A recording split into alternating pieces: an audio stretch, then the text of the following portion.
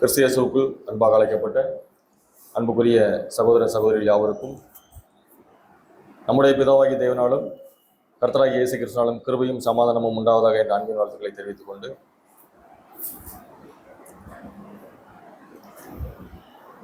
இன்றைக்கு நம்முடைய ஆத்தும ஜீவியத்துக்கு பிரயோஜனம் உண்டாகும்படியாக தேவனுடைய வார்த்தையை நம்மத்தில் பகிர்ந்து கொள்ள கொடுத்த பிதாவாகிய தேவன் கொடுத்த தவிர்க்காக கர்த்தர் இயேசுவின் நாமத்தில் நன்றிகளையும் துதிகளையும் ஏறெடுத்துக்கொண்டு இன்னைக்கு நம்ம இந்த பாடத்துக்குள்ளாக கடந்து போகலாம். பாடத்தின் தலைப்பு என்ன அப்படின்னா, அப்பம் சுடுகிறவனின் அடுப்பு அப்படிங்கிறது பாடத்தின் தலைப்பு. ஆதார வசனம் வாசிக்கலாம் பாருங்க. ஓசியா 7ஆம் அதிகாரம் வசனம் 4. ஓசியா 7ஆம் அதிகாரம் 4ஆம் வசனம். அவர்கள் எல்லாரும் விபச்சார கள்ளர், அப்பஞ்சுடுகிறவன் எரிக்கும் அடுப்பை போல் இருக்கிறார்கள். அவன் மாவை பிசைந்தது முதல் அது உப்பி போக மட்டும் அனலை மூட்டாமல் ஓய்ந்திருக்கிறான். இந்த வசனத்தின் அடிப்படையில் தான் நம்ம இன்னைக்கு இந்த பாடம் பார்க்க போறோம். இந்த பாடம் எப்படி இருக்க போகுது அப்படின்னா, இஸ்ரேல் ஜனங்களுக்கு தேவன் அநேக தீர்க்கதரிசிகளை கொடுத்திருந்தாங்க. அப்படி கொடுக்கப்பட்ட தீர்க்கதரிசிகள் ஒருத்தர் தான் இந்த ஓசியா தீர்க்கதரிசி. இப்போ தீர்க்கதரிசிகள் தங்களுடைய தேவனுடைய வார்த்தைகளை ஜனங்கள் மத்தியில ஒவ்வொருத்தரும் ஒவ்வொரு விதமா பேசியிருக்கிறாங்க. அப்படி பேச போகும்போது அவர்கள் பயன்படுத்தின அந்த மெத்தட் ஒவ்வொருத்தரும் ஒவ்வொரு விதமா கையாண்டிருப்பாங்க. இப்போ ஏசாயா தீர்க்கதரிசி எடுத்துக்கிட்டீங்கன்னா அவர் ஒரு விதமா கையாண்டிருப்பார். எசேக்கியேல் தீர்க்கதரிசி ஒரு விதமா கையாண்டிருப்பார். சில தீர்க்கதரிசிகள் வாழ்ந்தே காட்டியிருப்பாங்க. இப்போ அந்த வகையில நம்ம பார்க்கக்கூடிய இந்த பாடத்துல அப்பம் சுடுகிறவனின் அடுப்பு அப்படிங்கிற அந்த ஒரு எக்ஸாம்பிள், ஒரு ஓமையான ஒரு வார்த்தையை கொண்டு ஓசியா தீர்க்கதரிசி இஸ்ரேல் ஜனங்களுக்கு சொன்ன ஒரு வார்த்தை. இப்போ இந்த அப்பம் சுடுகிறவனின் அடுப்பு அப்படிங்கிற வார்த்தையில நமக்கு என்ன பாடம் அப்படிங்கிறது அந்த பாடத்துல நம்ம பார்க்க போறோம். மடி வாசிங்க. ஓசியா 7ஆம் அதிகாரம் 4ஆம் வசனம். அவர்கள் எல்லாரும் விபச்சார கள்ளர். இப்போ ஆரம்பிக்கும் போது என்ன சொல்றாரு அப்படின்னா, அவர்கள் எல்லோரும் விபச்சார கள்ளர் அப்படிங்கிறார். இப்போ அவர்கள் அப்படின்னா யாரை பத்தி சொல்றாரு அப்படிங்கிறது தெரியல, அதை நம்ம பார்க்கணும். அந்த அவர்கள் யார் அப்படின்னு பார்த்தோம்னா, இந்த அப்பம் சுடுகிறவனின் அடுப்பு அப்படிங்கிற விஷயத்துல என்ன சொல்ல வர்றாரு அப்படிங்கிறத நம்ம பார்க்கலாம். சரி, நம்ம அதை பொறுமையா பார்க்கலாம். அடுத்து கண்டிப்பா அப்பம் சுடுகிறவன் எரிக்கும் அடுப்பை போல் இருக்கிறார்கள். அப்ப அந்த அவர்கள் அப்படிங்கும் போது அந்த கொஞ்சம் ஜனங்கள் எப்படி இருக்காங்க அப்படின்னா, அப்பம் சுடுகிறவன் எரிக்கக்கூடிய அடுப்பை போல இருக்கிறார்கள் அப்படிங்கிற ஒரு அடையாள பாசையை பயன்படுத்துறார். அந்த அடையாள பாசை என்ன அப்படின்னா, அப்பம் சுடுகிறவனின் அடுப்பு அப்படிங்கிறது. அடுத்து அவன் மாவை பிசைந்தது முதல் அது உப்பி போக மட்டும் அனலை மூட்டாமல் ஓய்ந்திருக்கிறான். அப்போ அது மாவை பிசைந்தது முதல் அவன் அப்படிங்கிறது இன்னொருத்தர் சொல்றாரு. ஒருத்தர் மாவை பிசைந்து அந்த அவன் அப்படிங்கிறது யாரு சொல்றாருன்னா, அப்பம் சுடுகிற ஒருத்தர் இருக்கிறாரு. அவர் செய்யக்கூடிய அந்த ப்ராசஸ் பத்தி சொல்றாரு. அந்த அவன் என்ன செய்யறாரு அப்படின்னா, மாவை பிசைந்தது முதல் அது உப்பி போக மட்டும் அனலை மூட்டாமல் ஓய்ந்திருக்கிறான் அப்படிங்கிறார். அப்போ இது எதை பத்தி சொல்றாரு அப்படின்னா, அப்பம் சுடுகிறக்கூடிய அந்த ப்ராசஸை பத்தி சொல்றாரு. அந்த அப்பம் சுடுகிறவர் எப்படி இருப்பாரு அப்படின்னா, அந்த மாவை அவர் பிசைஞ்சு அது உப்புற வரைக்கும் என்ன செய்வாரான்னா, அந்த அடுப்பை அனல் மூட்ட மாட்டார். ஆனா அடுப்பு இருக்கும், அதுல கண்கள் இருக்கும், அதாவது கனல் இருக்கும், அந்த நெருப்புக்கு தேவையான அந்த சோர்ஸ் அதுல இருக்கும். ஆனா அது எப்படி இருக்காது அப்படின்னா, அது கொழுந்து விட்டு அந்த ஜுவாடிக்கிற அந்த எரிகிற அந்த மாதிரி ஒரு நிலைமையில இது இருக்கா, அது ஐடியலா இருக்கும் அப்படிங்கிறத சொல்றாரு. சரி, அடுத்த வசனம் 5ஆம் வசனம். நம்முடைய ராஜாவின் நாள் என்று சொல்லி, நம்முடைய ராஜாவின் நாள் என்று சொல்லி அப்படின்னு ஆரம்பிக்கிறார். இப்ப நம்முடைய ராஜாவின் நாள் அப்படின்னு சொல்லும் போது என்ன சொல்றாரு அப்படின்னா, அந்த நம்முடைய அப்படிங்கும் போது மேல சொன்னார்ல அந்த அவர்கள் அப்படிங்கிற ஜனங்கள் தான் சொல்றாங்க. என்ன சொல்றாங்கன்னா, நம்முடைய ராஜாவின் நாள் என்று சொல்லி அப்படின்னு ஆரம்பிக்கிறார். அடுத்தது அதிபதிகள் திராட்சரச துருத்திகளால் அவனுக்கு வியாதி உண்டாக்குகிறார்கள். அந்த அதிபதிகளின் திராட்சரச துருத்தினால அவனுக்கு வியாதி உண்டாக்குகிறார்கள். அந்த அவனுக்கு யார் அப்படின்னா, அடுத்த வாசிங்க.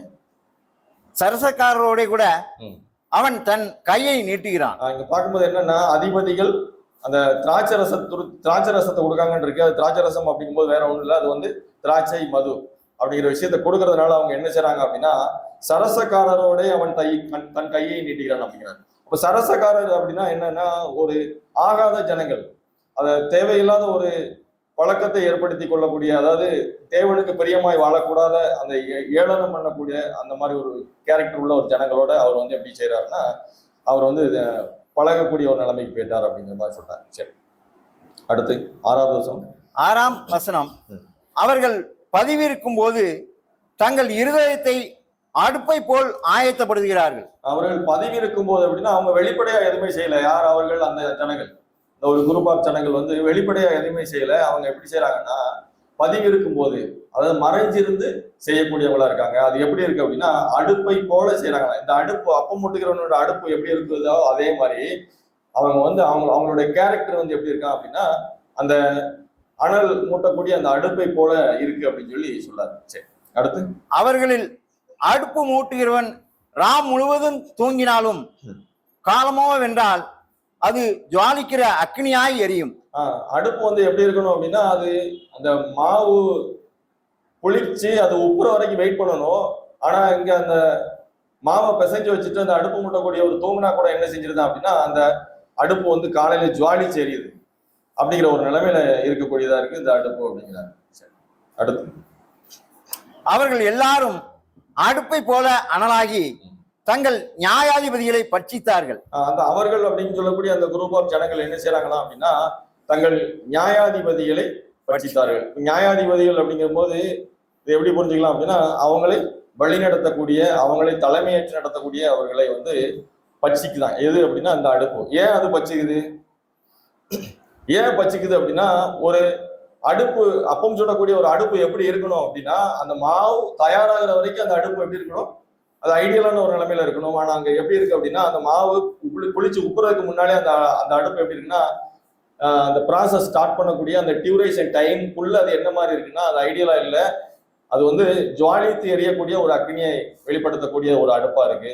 அப்போ அதனால என்ன செய்யுது அப்படின்னா, அந்த மாதிரி ஒரு சூழ்நிலையில அந்த அப்பத்தை அதன் மேல் போடும்போது அந்த சரியான சூட்ல வேகக்கூடிய அந்த அப்பம் வந்து வேகாம என்ன செஞ்சிருது அப்படின்னா, அது கரிந்து போகக்கூடிய, தீஞ்சு போகக்கூடிய, எரிந்து போகக்கூடிய ஒரு நிலைமைக்குள்ள போயிடுது அப்படிங்க.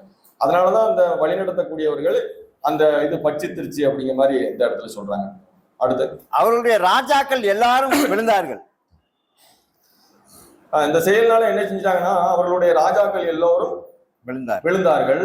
அவர்கள் என்னை நோக்கி கூப்பிடுகிறவன் ஒருவன். அவர்கள் விழுந்துட்டாங்க. விழுந்தாலும் கூட என்ன செய்யல அப்படின்னா, தேவனை நோக்கி அவங்க என்ன செய்யல, கூப்பிடல. விழுந்திருக்கும் போது அவங்க என்ன செஞ்சிருக்கணும் அப்படின்னா, தேவனை நோக்கி கூப்பிட்டுருக்கணும். ஆனா அவங்க என்ன செய்யல அப்படின்னா, தேவனை நோக்கி கூப்பிடல அப்படிங்கிற. இதை புரிஞ்சு இதை வந்து நம்ம ஒரு அப்பம் சுடுகிறவனின் அடுப்பு வந்து எப்படி இருக்கணும் அப்படிங்கறது இந்த வசனத்துல சொல்றாரு. அந்த அடுப்பு எப்படி இருக்கணும் அப்படின்னா, அது அந்த அப்பம் அந்த ரெடி ஆகுறதுக்கு, அந்த சுடுறதுக்கு தயாராகிறது வரைக்கும், அந்த மாவு ரெடி ஆகுற வரைக்கும் என்ன செஞ்சிருக்கணும் அப்படின்னா, அந்த நெருப்பு வந்து மூட்டப்படாமல் இருந்திருக்கணும். அந்த நெருப்பு வந்து எப்பதான் மூட்டப்படணும் அப்படின்னா, அந்த மாவு எப்ப தயாராகுதோ அப்பதான் அந்த நெருப்பு மூட்டப்படணும். ஆனா இங்க என்ன நடக்கு அப்படின்னா, அந்த நெருப்பு வந்து எப்பவுமே ஜுவாலிச்சு எரியக்கூடிய ஒரு நிலைமையில இருக்கு. அந்த ஜுவாலிச்சு எரிஞ்சக்கூடிய நிலைமையில இருந்தனால அது மேல வைக்கக்கூடிய எல்லாமே எப்படி செஞ்சிருக்குன்னா, அந்த நெருப்பு பச்சித்து போட்டுருது அப்படிங்கிறத. சரி, இதை நம்ம இன்னும் தெளிவா புரிஞ்சுக்கிறதுக்காக ERV டிரான்ஸ்லேஷன்ல வந்து இந்த வசனத்தை வாசிக்கலாம். இதுல பார்த்து வாசனம்.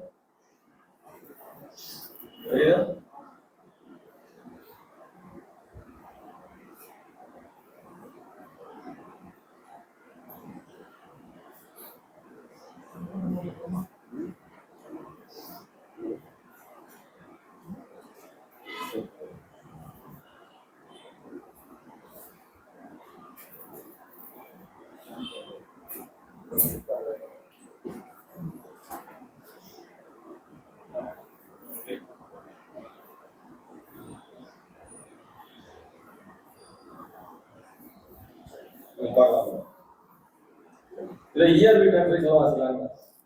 ERV டிரான்ஸ்லேஷன்ல என்ன இருக்கு அப்படின்னா, நானே வாசிக்கிறேன். அப்பம் சுடுகிறது. ஓசியா 7ஆம் அதிகாரம் 4-5 வசனம். அப்பம் சுடுகிறவன் அப்பம் சுடுவதற்காக அடுப்பை எரிக்கிறான். அவன் அடுப்பில் அப்பத்தை வைக்கிறான். அப்பத்தின் மாவு குளித்துக் கொண்டிருக்கும் போது அப்பம் சுடுபவன் அடுப்பில் அளவுக்கு அதிகமான நெருப்பை போட மாட்டான். அதாவது அப்பம் அந்த மாவு குளிச்சுக்கிட்டு இருக்கும் போது அந்த அப்பம் சுடுறவர் என்ன செய்யறாரு பண்றாரா, அளவுக்கு அதிகமான அந்த நெருப்பை வந்து அதை போட மாட்டார் அப்படிங்கிற மாதிரி சொல்றேன். சரி, ஆனால் இஸ்ரேல் ஜனங்கள் அவர்கள் சொன்னார்ல, இங்க யார் சொல்றாரு அப்படின்னா அந்த அவர்கள் யார் அப்படின்னா இஸ்ரேல் ஜனங்கள் அப்படிங்க. இந்த இஸ்ரேல் ஜனங்கள் அந்த மாதிரி இல்ல. எப்படி அப்படின்னா அந்த அடுப்பை அப்பம் சுடுகிறவன் செய்யற மாதிரி அந்த ப்ராசஸ்ல அவங்க பண்றது இல்ல. அவங்க என்ன செய்றாங்க அப்படின்னா எப்போதும் தம் நெருப்பை மேலும் சூடாக்குகின்றனர். அந்த நெருப்பு அந்த அடுப்புகளோட அந்த நெருப்பு வந்து அணையாம எப்பவுமே வந்து அனல் மூட்டக்கூடியவர்களா இருக்காங்க அப்படின்னு. அடுத்த 5வது வசனம், நம்முடைய அரசனின் நாளில் அவர்கள் தம் நெருப்பை மேலும் சூடாக்கினார்கள், அவர்கள் குடிவிருந்துகளை கொடுக்கிறார்கள், தலைவர்கள் திராட்சரசத்தின் சூட்டால் நோயடைகிறார்கள். நம்ம அங்க வந்து என்ன செஞ்சிருக்கு, நியாயாதிபதிகள் அப்படின்னு சொல்லி நம்ம வசனத்துல பார்த்தோம்.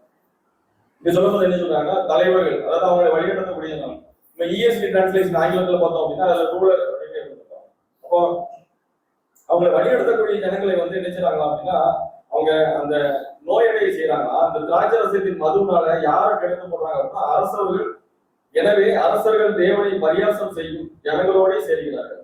அங்க நம்ம என்ன பார்த்தோம், சரசக்காரர்களோட அவங்க சேர்ந்தாங்க அப்படின்னு. மதுபானம் குடிச்சதுனால அரசர்கள் யாரோட சேர்ந்தாங்கன்னா சரசக்காரர்கள். அப்ப இங்க என்ன போட்டிருக்காங்க அப்படின்னா தேவனை பரியாசம் செய்யும் ஜனங்களோடு அவர்கள் சேர்ந்தார்கள் அப்படிங்கிற மாதிரி சொல்லுது. அடுத்து 6வது வசனம் 7வது வசனம்.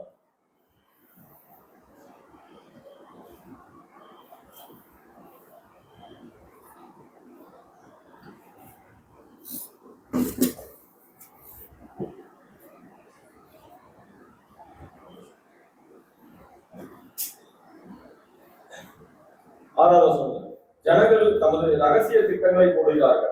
அவங்க எப்படி பண்ணலன்னா வெளிப்புறமா எதுவும் செய்யல, எல்லாமே என்ன செய்யறாங்க, மறைமுகமா செய்யறாங்க. அதனாலதான் சொல்றாங்க ரகசிய திட்டங்களை போடுகிறார்கள். அவர்கள் இருதயங்கள் சூட்டெடுப்பை போன்று கிளர்ச்சி அடைகின்றனர். அவர்கள் ஆர்வம் இரவு முழுவதும் எரியும், காலையில் அது நெருப்பாய் எரியும். அப்ப தொடர்ந்து அவங்களுடைய அந்த அந்த இருதயத்தின் நினைவுகள் எப்பவும் எப்படி இருக்கு அப்படின்னா ஒரு நெருப்பா எரியக்கூடியதா இருக்கு. யாருக்கு அந்த இஸ்ரேல் ஜனங்களுக்கு அப்படிங்கிற மாதிரி.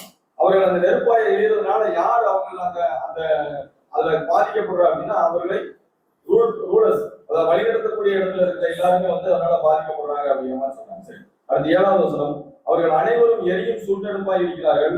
அவர்கள் தமது ஆட்சியாளர்களை அழித்தார்கள். அவர்களின் அரசர்கள் அனைவரும் விழுந்தார்கள். அவர்களில் ஒருவனும் என்னை உதவிக்கு அழைக்கவில்லை. இப்போ இஸ்ரேல் ஜனங்களுக்கு வழிநடத்தக்கூடிய அந்த அவங்களை வந்து ஆட்சி செய்யக்கூடிய அதிகாரத்தை கொடுத்த எல்லாரும் என்ன செஞ்சாங்க அப்படின்னா இந்த இஸ்ரேல் ஜனங்களுடைய அந்த நடக்கையின் மூலமாக விழுந்து போயிட்டாங்க அப்படிங்கிறத சொல்றேன். அப்படி யாரெல்லாம் விழுந்தா இஸ்ரேல் ஜனங்களுக்கு, இஸ்ரேல் ராஜாக்கள் யாரெல்லாம் இருக்காங்க, அதாவது சாலமோன் ராஜாவுக்கு அப்புறம் வந்து தேசம் வந்து 2ஆ பிரியுது. அதாவது யூதா பெஞ்சமின் அப்படிங்கிற மாதிரி அது ஒரு கோத்திரமும், அடுத்து 10 கோத்திரம் தனியாகவும் பிரியுது. இந்த 10 கோத்திரம் பிரியறதுக்கான காரணம் என்ன, ஏன் தேவன் இந்த விஷயத்தை செஞ்சாங்க?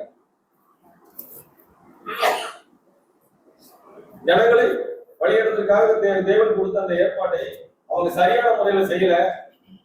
தாவீது ராஜாவின் நிமித்தம் தாவீது ராஜாவின் வாரிசுக்கு யாருக்கு, சாலமோன் ராஜாவுக்கு அந்த ஒரு வாய்ப்பு வருது. ஆனா அவர் என்ன செஞ்சார் அப்படின்னா தேவன் விரும்பக்கூடிய அந்த ஒரு வாழ்க்கை அவங்க இல்லாதனால அந்த ராஜ்யம் என்ன செய்யுது அப்படின்னா அவங்களுக்கு ஒரு இருந்தாலும் யாரு நிமித்தமும் அவங்களுக்கு அந்த ராஜ்யம் கண்டினியூ ஆச்சு அப்படின்னா தாவீது நிமித்தம், தாசனாகிய தாவீது நிமித்தமும் அவருக்கு வந்து ஒரு சந்ததி ஒரு வேர் இருக்கும் அப்படிங்கிறத சொல்றாரு.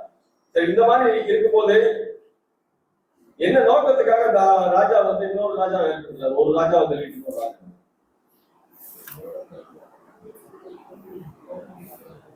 சாலமோன் ராஜா செய்யாத விஷயத்தை யார் செய்யணும், அடுத்த வருடம் செய்யணும், அந்த ஒரு எதிர்பார்ப்பு. அப்போ ஒரு ராஜாவை தள்ளிட்டு இன்னொரு ராஜாவை ஏற்படுத்துறாரு அப்படின்னா அந்த ஏற்படுத்தக்கூடிய ராஜா எப்படிப்பட்டவராக இருப்பாரு, தேவனுக்கு பிரியமான இருப்பாரா, பிரியமானவரா, பிரியமானவராக இருந்திருக்காரு. அந்த வகையில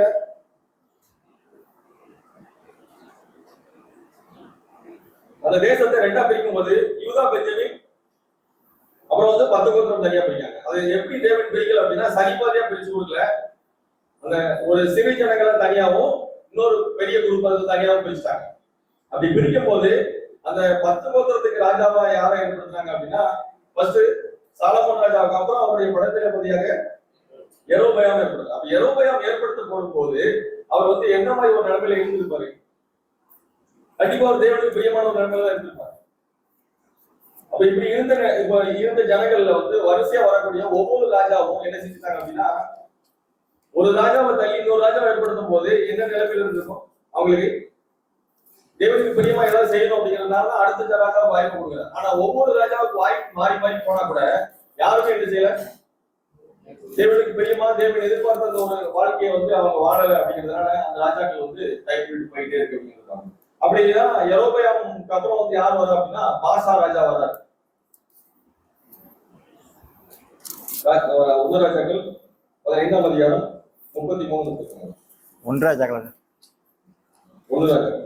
ஒன்று ராஜாக்கள் 15ஆம் அதிகாரம் 33ஆம் வசனம் முதல். யூதாவின் ராஜாவாகிய ஆசாவின் 3ஆம் வருஷத்திலே அகியாவின் குமாரனாகிய பாஷா இஸ்ரவேல் அனைத்தின் மேலும் திர்ஷாவிலே ராஜாவாகி 24 வருஷம் ஆண்டு கர்த்தரின் பார்வைக்கு பொல்லாப்பானதை செய்து யெரொபெயாமின் வழியிலும் அவன் இஸ்ரவேலை பாவம் செய்ய பண்ணின அவனுடைய பாவத்திலும் நடத்தினான். அப்போ யெரொபெயாம் ராஜாவுக்கு அப்புறம் வந்து யாரு பாசா ராஜா என்ன செய்யறாரு அப்படின்னா அவரும் என்ன செஞ்சிருக்காரு, அந்த யெரொபெயாம் ராஜாவை என்ன பண்ணாரோ அதே தவிர தான் அவரும் பண்ணியிருக்காரு அப்படின்னு அப்ப அவரும் வந்து எந்தவித மாற்றமும் செய்யல, அவருடைய வாழ்க்கையில் தேவனுக்கு பிரியமா இல்லை அப்படிங்கிறத கவனிக்கணும். அப்போ ஒவ்வொரு ராஜாக்களுடைய வாழ்க்கையிலையும் அவங்களுடைய வாழ்க்கை முடியும் போது, அவங்களுடைய அந்த ராஜ்யம் முடியும் போது, அவங்களுடைய வரலாறு பற்றி அந்த ரெக்கார்ட் பண்ணும் போது அந்த அவங்களுடைய வாழ்க்கை எப்படி இருந்தது அப்படிங்கறத சிம்பிளா ஷார்ட்டா கொடுத்துருப்பாங்க. அப்படி கொடுக்கறத நம்ம பார்த்துருக்கோம். அடுத்து வந்து என்ன ராஜா பார்க்கணும்னா யெகூ ராஜா இருக்காருல்ல, யெகூ ராஜா வந்து ஏற்படுத்தும் போது தேவன் எதிர்பார்த்த சில விஷயங்கள் நிறைய தைரியமா செஞ்சாங்க. அப்படிப்பட்ட யெகூ ராஜா கூட அவருடைய வாழ்க்கை வந்து எப்படி இருந்துச்சு அப்படின்னா தேவனுக்கு பிரியமில்லாம தான் அது முடிஞ்சது அப்படின்னு சொல்லி பார்க்கலாம். சரி, யெகூ ராஜா சில விஷயங்கள்லாம் என்னது, ஆகாப் ஏசபேல் எல்லாம் கொலை பண்றாங்க. நிறைய விஷயங்கள் வந்து அந்த படுகொலைகள் வந்து தேவனுக்காக ஏகப்பட்ட வந்து கொலைகள் வந்து அவங்க பண்ணாங்க. அப்ப தேவன் ஒரு ராஜாவின் மூலமா அந்த ஒரு ராஜாவை ஜனங்களுக்கு ஏற்படுத்தினார் அப்படின்னா அந்த ராஜாவை ஏற்படுத்துறதுக்கான நோக்கம் என்ன அப்படின்னா அவர் வந்து எப்படி இருக்கணும், தேவனுக்கு பிரியமான ஒரு வாழ்க்கையை வாழணும், ஜனங்களை அதற்கேற்ற வழியில நடத்தணும் அப்படிங்கிறது தான் வந்து அவங்களுடைய நோக்கம். ஆனா அதற்கு மாறாக என்ன நடக்கு அப்படின்னா அந்த யெரொபெயாம் தொடங்கி அது வந்து அடுத்தடுத்த ராஜாக்கள் வரைக்கும் வந்து யாருமே செய்யல. யெகூ ராஜா சில நல்ல விஷயங்கள் செஞ்சிருந்தாங்க கூட அது வந்து எப்படி இல்லை அப்படின்னா தேவனுடைய பார்வைக்கு அது வந்து ஒரு ஏற்புடைய காரியமா இல்லை அப்படிங்கிறத பார்க்கணும். சரி, அது 2 ராஜாக்கள் 10ஆம் அதிகாரம் 31ஆம் வசனம். 2 ராஜாக்கள் 10-11. 2 ராஜாக்கள் 10ஆம் அதிகாரம் 31ஆம் வசனம். ஆனாலும் யெகூ இஸ்ரவேலின் தேவனாகிய கர்த்தரின் நியாயப்பிரமாணத்தின்படி தன் முழு இருதயத்தோடும் நடக்க கவலைப்படவில்லை. இஸ்ரவேலை பாவம் செய்ய பண்ணின யெரொபெயாமின் பாவங்களை விட்டு அவன் விலகவும் இல்லை. இஸ்ரவேலை பாவம் செய்ய பண்ணின யெரொபெயாமின் பாவங்களை விட்டு அவன் விலகவும் இல்லை. அப்ப இந்த யெரொபெயாம் அப்படி என்ன பாவம் பண்ணார் அப்படின்றத நம்ம பின்னால பார்க்கலாம். இன்னொரு ராஜா பார்க்கலாம், கடைசி ராஜா, இஸ்ரவேல்ல கடைசியா வந்த ராஜா, அவர் என்ன பண்ணாரு பார்க்கலாம். 2 ராஜாக்கள் 10:27. 2 ராஜாக்கள் 10ஆம் அதிகாரம் 27ஆம் வசனம். பாகாலின் சிலையை தகர்த்து 2 ராஜாக்கள் 10ஆம் அதிகாரம் 27ஆம் வசனம். பாகாலின் சிலையை தகர்த்து பாகாலின் கோவிலை இடித்து அதை இந்நாள் வரைக்கும்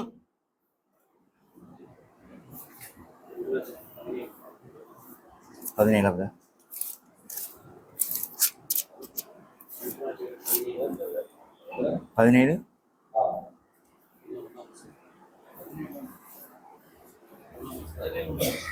2 ராஜாக்கள் 17ஆம் அதிகாரம் 1ஆம் வசனம். யூதாவின் ராஜாவாகிய ஆகாசின் 12ஆம் வருஷத்தில் ஏலாவின் குமாரனாகிய ஓசையா இஸ்ரவேலின் மேல் ராஜாவாகி சமாரியாவிலே 9 வருஷம் ராஜ்யபாரம் பண்ணி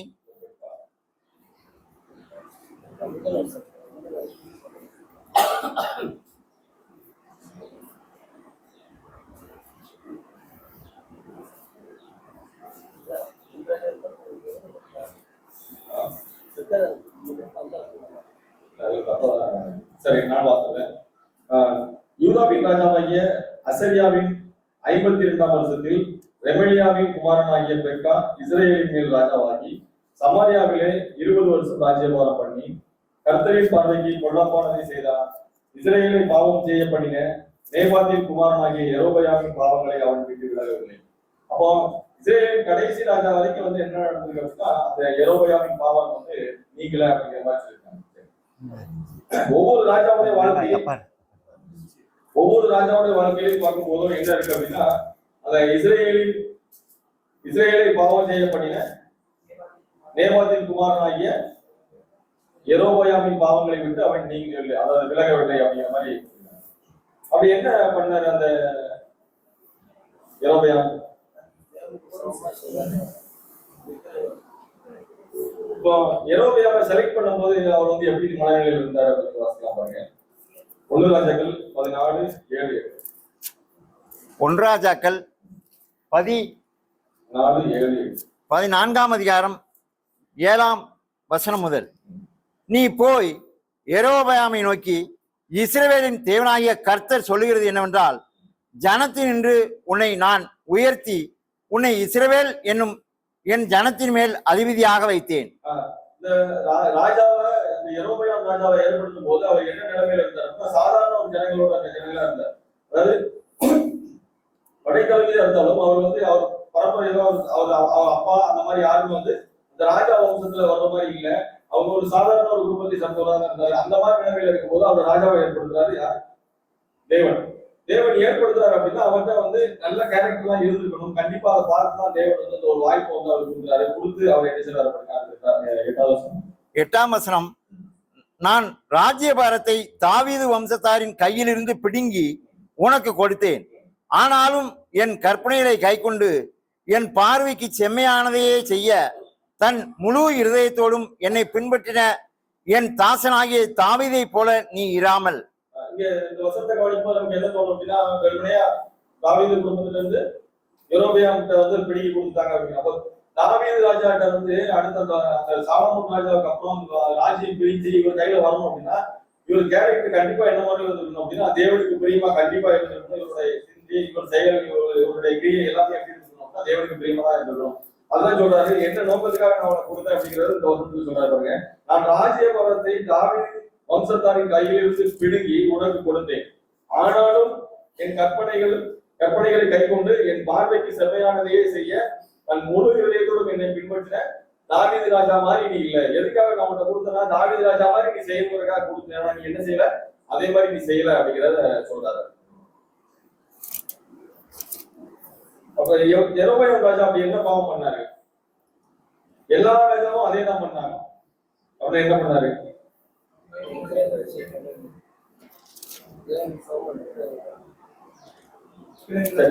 வாசிக்கலாம் பாருங்க. விக்கிரகங்களை கொடுத்தாங்க. 1 ராஜாக்கள் 12:28. 1 ராஜாக்கள் 12ஆம் அதிகாரம் 28ஆம் வசனம் முதல்.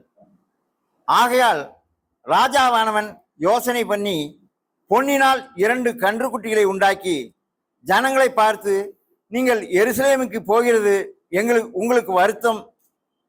இஸ்ரவேலரே, இதோ இவைகள் உங்களை எகிப்து தேசத்திலிருந்து வரப்பண்ணின உங்கள் தேவர்கள் என்று சொல்லி ஒன்றை பெத்தேலிலும் ஒன்றை தானிலும் ஸ்தாபித்தான். ராஜா என்ன செய்தாரு? நம்ம இதெல்லாம் நிறைய படிச்ச பாடங்கள் நம்ம நம்ம என்ன பார்க்க தவறோம்னா ராஜா என்ன செய்யறாரு? பொன் கன்றுக்குட்டியில வைக்கிறார். இவர் என்ன செஞ்சிருக்கணும்? எதுக்காக இந்த பொன் கன்றுக்குட்டி வச்சாரு? இஸ்ரேல் ஜனங்கள் எருசலேம் போவாங்க. போயிட்டா என்ன செஞ்சிருவாங்க அப்படின்னா அங்க உள்ள ராஜா அதை பழைய நிலைமைக்கு போயிடுவாங்க. ராஜ்யம் 2ஆ பிரிஞ்சிருப்போம். நம்ம வேலை ராஜ்யம் வந்திருக்கு. இவங்க அங்க போயிட்டாங்க அப்படின்னா அடிக்கடி இதே வேலையா இருந்தாங்க அப்படின்னா என்ன செஞ்சிருவாங்க அப்படின்னா அங்க உள்ள ராஜாவோட சேர்ந்து அவரே தங்களுக்கு ராஜாவா ஏற்படுத்திடுவாங்க. அதனால என்ன செஞ்சிருவாங்க? தன்னுடைய ராஜ்யபுரம் தன்னை விட்டு எடுபட்டு போயிடும் அப்படிங்கிற ஒரு எண்ணம் வந்து அவருக்கு இருந்ததுனால இந்த விஷயத்தை செஞ்சீங்க. இந்த விஷயம் தன்னுடைய ராஜ்யபுரம் தன்னை விட்டு எடுபடாம இருக்கணும்னா அவர் என்ன செஞ்சிருக்கணும்? கரெக்டா? தேவன் என்ன நோக்கத்துக்காக அவர் ஏற்படுத்தினாரோ அதை தான் செஞ்சிருக்கணும். என்ன செஞ்சிருக்கணும்? நியாயப்பிரமாணங்கள், கற்பனைகள், கட்டளைகள் எல்லாத்தையும் வந்து கடைபிடிச்சு யார் மாதிரி செஞ்சிருக்கணும்? தாவீது ராஜா மாதிரி செஞ்சிருந்தாருன்னா இவருக்கு என்ன செஞ்சிருக்கணும்? இவர் தலைமுறையா இவர் வழியிலே வந்து இந்த ராஜ்யபுரம். ஆனா அவர் மாறா என்ன செஞ்சிட்டாரு அப்படின்னா தன்னை ஏற்படுத்தின தேவனுக்கு மாறா தேவன் தான் ஏற்படுத்தினாருங்கிறது இவர் யாரும் என்ன நினைக்கல? இவர் இருதயத்துல இல்ல. இல்லாதனால என்ன செஞ்சிருக்காரு, இந்த ராஜ்யம் வந்திருக்கு, இது ஏன்றது விலகக்கூடாது, இதை நான் தக்க வைக்கணும்னு என்ன செய்யணும் அப்படின்னா அப்படின்ட்டு ஒரு ஷார்ட் மெத்தடை வந்து அவரு கையாண்டார். அதனாலதான் என்ன செய்யறாரு அப்படின்னா அந்த கன்றுக்குட்டியில வந்து உருவாக்குறாரு, அதை வைக்கிறாரு. இவர் கன்றுக்குட்டியில வைக்கிறது மூலமா என்னென்ன தவறுலாம் பண்ணார் அப்படிங்கிறத கவனிக்கலாம். ஒன்று ராஜாக்கள் 12ஆம் அதிகாரம் 30 ஒன்று ராஜாக்கள் 12ஆம் அதிகாரம் 30ஆம் வசனம் முதல். இந்த காரியம் பாவமாயிற்று. ஜனங்கள் இந்த ஒரு கன்றுக்குட்டிக்காக தான் மட்டும் போவார்கள். அவன் மேடையாகிய ஒரு கோவிலையும் கட்டி லேவியின் புத்திரராய் இராத ஜனத்தில் ஈனமானவர்களை ஆசாரியராக்கினான். கன்றுக்குட்டியை வச்சது மட்டும் இல்லாம அவர் என்ன செஞ்சார் அப்படின்னா அடுத்து என்ன செஞ்சாரு, ஒரு கோயில் கட்டிட்டார். கோயில் கட்டி என்ன செஞ்சாரு, அதுக்கு ஒரு ஈனமான ராஜா அந்த ஆசாரியர்களை ஏற்படுத்திட்டார். ஏன் இந்த இடத்துல ஈனமான ஆசாரியர்கள் சொல்லியிருக்காங்க? ஆசாரியர்கள் என்ன எந்த கோத்திரத்துல வரணும்?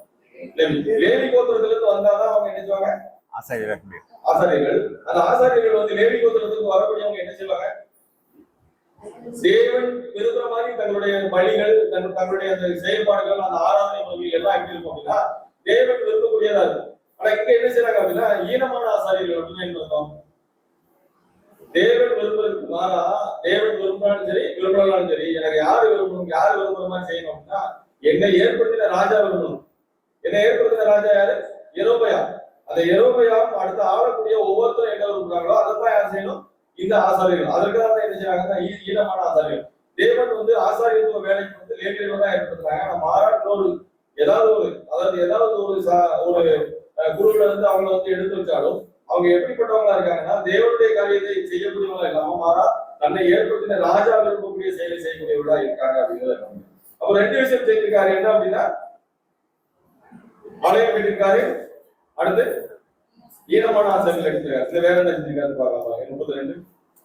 32ஆம் வசனம். யூதாவில் ஆசரிக்கப்படும் பண்டிகைக்கு ஒப்பாக 8ஆம் மாதம் 15ஆம் தேதியிலே யெரொபெயாம் ஒரு பண்டிகையையும் கொண்டாடி பலிபீடத்தின் மேல் பலியிட்டான். அப்படியே பெத்தேலிலே தான் உண்டாக்கின கன்றுக்குட்டிகளுக்கு பலியிட்டு தான் உண்டு பண்ணின மேடைகளின் ஆசாரியர்களை பெத்தேலிலே ஸ்தாபித்து அடுத்து என்ன செஞ்சார் அப்படின்னா பண்டிகையை உண்டாக்கிட்டார். பண்டிகையோ அதே டைம்ல அங்க போறதுக்கு ஜனங்கள் வந்து வாய்ப்பு கொடுக்கக்கூடாது அப்படிங்கிறதுக்காக என்ன செஞ்சார் அப்படின்னா இங்க அதாவது பெத்தேல்ல வந்து ஒரு ஒரு ஒரு விழாவை ஏற்படுத்தி அந்த ஒரு பண்டிகை கொண்டாடக்கூடிய அந்த ஒரு வாய்ப்பை ஏற்படுத்தி கொடுத்தாரு. கொடுத்துட்டு என்ன செஞ்சார் அப்படின்னா அடுத்து அப்படியே பெத்தேலிலும் தான் உண்டு பண்ணின கன்றுக்குட்டிகளுக்கு பலியிட்டு தான் உண்டு பண்ணின மேடைகளில் ஆசாரியர்களை பெத்தேலில் ஸ்தாபித்து. அப்ப என்னென்ன செஞ்சிருக்காரு அப்படின்னா ஆலயம் கட்டிருக்காரு, அடுத்து ஈனமான ஆசாரியர்கள் ஏற்படுத்திருக்காரு, பண்டிகையை உருவாக்கியிருக்காரு, அப்புறம் வந்து நினைச்சிருக்காரு அப்படின்னா ஆசாரியர்களை வந்து உண்டாக்கியிருக்காரு, ஈனமான ஆசாரியர்களை உண்டாக்கியிருக்காரு அப்படிங்கிறத. இந்த மாதிரி பண்ணிக்கிட்டு இருந்ததுனால என்ன செஞ்சாங்க அப்படின்னா தீர்க்கதரிசிகள் எல்லாருமே வந்து என்ன செய்யறாங்க அப்படின்னா யாருக்கு விரோதமா அந்த தீர்க்கதரிசனம் சொல்ல ஆரம்பிச்சாங்க அப்படின்னா பாருங்க. ஆமோஸ் 3ஆம் அதிகாரம் 14ஆம் வசனம். ஆமோஸ் 3ஆம் அதிகாரம் 14ஆம் வசனம். நான் இஸ்ரவேலுடைய பாதங்களின் நிமித்தம் அவனை விசாரிக்கும் நாளிலே நான் பெத்தேலின் பலிபீடங்களை விசாரிப்பேன். பலிபீடத்தின் கொம்புகள் வெட்டுண்டு தரையிலே விழும். இந்த தவறுகளை மேலும் மேலும் எங்க செய்யறாங்க அப்படின்னா அந்த பெத்தேல வந்து செய்யறதுனால தேவனுடைய தீர்க்கதரிசி என்ன செய்யறாங்க அப்படின்னா ஒவ்வொருத்தரும் அந்த பெத்தேலுக்கு விரோதமா தீர்க்கதரிசனம் சொல்றாங்க அப்படிங்கிறத கவனிக்கணும். அப்போ பெத்தேலுக்கு விரோதமா தீர்க்கதரிசனம் சொல்றது யாரு அப்படின்னா இங்க ஆமோஸ் தீர்க்கதரிசி சொல்றாரு அப்படிங்கிறது. அப்படியே 4ஆம் அதிகாரம் 4ஆம் வசனம். ஆமோஸ் 4ஆம் அதிகாரம் 4ஆம் வசனம். பெத்தேலுக்கு போய் துரோகம் பண்ணுங்கள், கில்காலுக்கும் போய் துரோகத்தை பெருக பண்ணி காலைதோறும் உங்கள் பலிகளையும் 3ஆம் வருஷத்திலே உங்கள் தசம பாகங்களையும் செலுத்தி. அந்த தேவனுடைய தீர்க்கதரிசிகள் வந்து தீர்க்கதரிசனம் சொல்றது காரணம் என்னன்னா அங்க வந்து என்ன செய்யறாங்க, துரோகம் பண்றாங்க அங்க உள்ள ஜனங்கள் அப்படிங்கிறத, தேவனுக்கு விரோதமா கர்த்தருக்கு விரோதமா துரோகம் பண்றாங்க அப்படிங்கறத எச்சரிக்கக்கூடிய ஒரு விஷயமா சொல்றாங்க. என்ன செய்யறாங்கன்னா பெத்தேலுக்கு விரோதமா தீர்க்கதரிசனம் சொல்றாங்க அப்படிங்கறத. அடுத்து ஆமோஸ் 5ஆம் அதிகாரம் 5. ஆமோஸ் 5ஆம் அதிகாரம் 5ஆம் வசனம் முதல். பெத்தேலை தேடாதேயுங்கள், கில்காலிலும் சேராதேயுங்கள். பெயர் செபாவுக்கு போகாதேயுங்கள், ஏனென்றால் கில்கால் சிறையிருப்பாகவும் பெத்தேல் பாலான ஸ்தலமாகவும் போகும். கர்த்தரை தேடுங்கள், அப்பொழுது பிழைப்பீர்கள். இல்லாவிட்டால் பெத்தேலில் இருக்கிற ஒருவராலும் அவிக்கப்படாத அக்னியையோ சேப்பின் வீட்டில் பற்றி அதை பட்சிக்கும். யோசேப்பின் வீட்டில் அதை பற்றி பெத்தேலுக்கு விரோதமா தீர்க்கதரிசனம் சொல்லி அதோட அழிவை குறித்து தீர்க்கதரிசி ஆமோஸ் எச்சரிக்கக்கூடிய ஒரு செய்தி. தீர்க்கதரிசி ஆமோஸ் இப்படி சொல்லும் போது அங்க உள்ள அந்த ஈனமான ஆசாரியர்கள் அவர் என்ன சொல்றாங்க அப்படின்னு கவனிக்கலாம் பாருங்க. ஆமோஸ் 7ஆம் அதிகாரம் 10.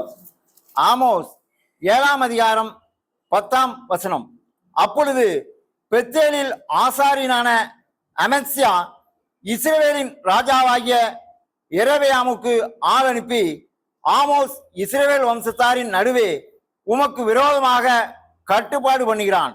தேசம் அவன் வார்த்தைகளை எல்லாம் சகிக்க மாட்டாது.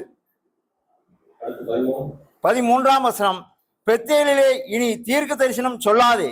அது என்ன சொல்றாரு அப்படின்னா, பெத்தேலுக்கு ஆசாரியனாகிய அமத்சியா என்ன சொல்றாரு அப்படின்னா, யெரொபெயாமுக்கு தகவல் சொல்றாரு. என்ன சொல்றாரு அப்படின்னா, இந்த ஆமோஸ் என்ன செய்யறாரு அப்படின்னா, நமக்கு விரோதம் அந்த மாதிரி விஷயங்கள்லாம் செஞ்சுக்கிட்டு இருக்காரு அப்படிங்கிற விஷயத்த தகவல் சொல்லிட்டு, அந்த ஈனமான ஆசாரியன் நம்ம பார்த்தோம் ஏற்கனவே அந்த மாதிரிதான் தேவனுக்கு உண்மையா இருக்கிறதுக்கு பதிலா தன்னை ஏற்படுத்தின ராஜாவுக்கு உண்மையா இருக்கிறதுக்காக இந்த மாதிரி ஆமோஸுக்கு விரோதமா பேசுறாரு அப்படிங்கிறத கவனிக்கணும்.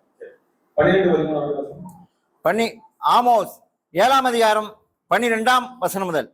அமத்சியா ஆமோஸை நோக்கி, தீர்க்க தரிசனம் பார்க்கிறவனே, நீ தரிசனம் பார்க்கிறவனே போ, நீ யூதா தேசத்துக்கு ஓடிப்போ, அங்கே அப்பம் தின்று அங்கே தீர்க்க தரிசனம் சொல்லு. பெத்தேலிலே இனி தீர்க்க தரிசனம் சொல்லாதே, அது ராஜாவின் பரிசுத்த ஸ்தலமும் ராஜ்யத்தின் அரண்மனையுமாய் இருக்கிறது என்றான். இந்த யெரொபெயாம் ராஜா எந்த ராஜா அப்படின்னா, யெரொபெயாம் ஏற்கனவே அந்த சாலமோன் ராஜாவுக்கு அப்புறம் வந்த அந்த யெரொபெயாம் ராஜா இல்லை, அதுக்கப்புறம் வந்த இன்னொரு யெரொபெயாம். அவருக்கு விசுவாசமா இருக்கக்கூடியவர்கள் என்ன சொல்றாரு அப்படின்னா, ஆமோஸ் தீர்க்கதரிசி வேலையை பார்த்து சொல்றாரு, நீ என்ன செஞ்சாத, இஸ்ரேலுக்கு நீ வராத, எங்க போ, உன்னுடைய தேசமாகிய யூதாக்கு போய் நீ தீர்க்கதரிசனம் சொல்ற, அங்கே சாப்பிட்டு அங்கேயே வந்துக்கோ, நீ இங்க தீர்க்கதரிசனம் சொல்ற வேலை வைக்காத, அதுக்கு நாங்க இருக்கணும் அப்படிங்கிற மாதிரி அவங்க சொல்லி அவங்க சொல்றாங்க. சரி, இப்படி பண்ணிட்டதுக்கு அப்புறம் கடைசியா சொல்லக்கூடிய வார்த்தை என்னது அப்படின்னா, அது ராஜாவின் பரிசுத்த ஸ்தலம் அப்படிங்க. அவங்க பெத்தேல் என்ன மாதிரி ஒரு நிலைமை கொண்டு போயிட்டாங்கன்னா, முதல்ல ஆலயம் போயிட்டாங்க, அடுத்து ஈனமான ஆசாரியர்கள் ஏற்படுத்தினாங்க, அடுத்து அதுக்கு பண்டிகை ஏற்படுத்தினாங்க, அடுத்து அதை எப்படி செஞ்சுட்டாங்கன்னா ஒரு பரிசுத்த ஸ்தலம் அப்படிங்கிற அளவுக்கு கொண்டு போயிட்டாங்க அப்படிங்கிறாங்க. அந்த மாதிரி மக்கள் மத்தியில போயிடுச்சு.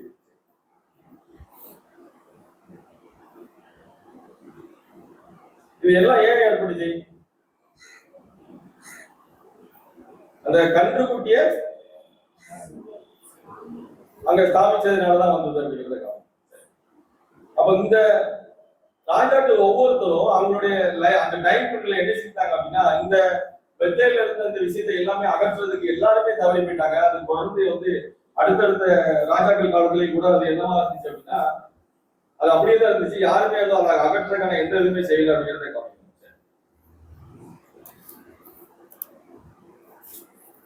இப்ப கன்றுக்குட்டியலால பாதிக்கப்பட்டது அல்டிமேட்டா ராஜாக்களா இருந்தாலும் வேறு யாரெல்லாம் பாதிக்கப்பட்டிருக்காங்க இந்த விஷயம்?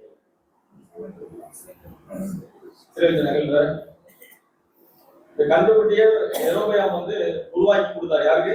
இஸ்ரேல் ஜனங்களுக்கு. இதே மாதிரி யார் உருவாக்கி கொடுத்தாரு? இந்த கன்றுக்குட்டியை உருவாக்கணும், கன்றுக்குட்டியவே உருவாக்கணும்னு என்ன இவருக்கு எப்படி வந்திருக்கும்? ஆரோன் இருக்கும்போது அவங்க என்ன செஞ்சாங்க அப்படின்னா, கன்றுக்குட்டியை உருவாக்கணும்னு சொன்னாங்களா? அவங்க சொல்லல. என்ன செஞ்சாங்க? எங்களை வழிநடத்திற்கு, அதாவது வனாந்தரத்துல எங்களை வழிநடத்துறதுக்கு யாரும் தெய்வம். அந்த தெய்வம் யாரு அப்படின்னு அவங்க எது கேட்டாங்களா? கேட்கல. அப்போ ஆரோன் ஏன் அப்படி பண்ணாரு? அவர் என்ன செஞ்சிருக்கலாம், நீங்க பொண்ணே போட்டா கூட நான் என்ன செய்ய மாட்டேன், இந்த ஒரு பாதகத்தை செய்ய மாட்டேன் அப்படிங்கிறத சொல்லியிருந்துக்கலாம்ல. ஏன் சொல்லாம அப்படி செஞ்சுட்டாரு? அப்படி சொன்னதுனால அவருக்கு என்ன வாய்ப்பு இல்லைன்னா, அந்த காணாமல் போகக்கூடிய அந்த வாய்ப்பை கூட அவர் இழந்து போயிட்டார் அப்படிங்கிறத. அவர் அநேக காரியங்களை சொல்லிருக்கலாம். ஜனங்களோட பிரஷர் அவர் என்ன செய்ய முடியலன்னா, அவரால் தாங்க முடியல.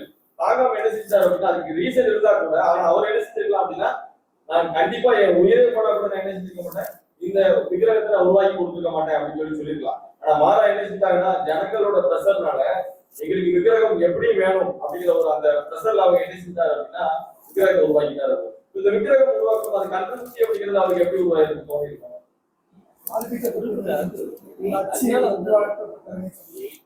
அதான் மாற்றிக்கப்படுது. கண்டுபிடி ஏன் மாற்றிக்கணும் அவரு? அது எதோர்த்தமா வந்திருக்குமா? கண்டுபிடிக்கல. இவர் கண்டுபிடியா உருவாக்குறாரு. ஏன் உருவாக்குறதுன்னா கண்டுபிடி அதாவது இஸ்ரேல் ஜனங்களுக்கு எப்படி ஒரு விருப்பம் அப்படின்னா அவங்களுக்கு தேவனுடைய பிரதானமான கட்டளை என்ன? மேலே வானத்திலும் கீழே பூமியிலும் எங்க ஒரு அதாவது எந்த ஒரு உருவத்துக்கும் என்னைய வந்து ஒப்புமையா வைக்காத அப்படின்னு சொல்லி சொல்லிருக்காங்க. ஆனா இவங்க என்ன செய்யறாங்க அப்படின்னா இவங்களுக்கு கண்ணால ஒரு விஷயத்த பார்க்காம இவங்களால அந்த சாட்டிஸ்ஃபை ஆக முடியாது. தங்களை வழிநடத்தக்கூடியவர் யெகோவா தேவன் எப்படிப்பட்டவர், அவர் எப்படிலாம் நம்மளை வந்து அபரிவிதமா அந்த ஆச்சரியத்தக்க விதமா வழிநடத்தினார எல்லா அற்புதங்களையும் அடையாளங்களை பார்த்து வந்தாலும் கூட இவங்க என்ன செய்யறாங்க அப்படின்னா தங்களை வழிநடத்தக்கூடிய ஒரு உருவம் தங்களோடு இருக்கணும் அப்படிங்கிறது எப்பவுமே விரும்புறாங்க. இந்த விருப்பம் தான் அது எப்படி மாறுது அப்படின்னா அந்த விக்கிரகம் இல்ல அதுவும் கட்டளை அதுக்கு அப்புறம் வருது. யாரோட கொடுக்கறதுக்கு அப்புறம் பிரமாணம் 10 கட்டளை அதிகாரத்திலே கொடுக்கிறார்.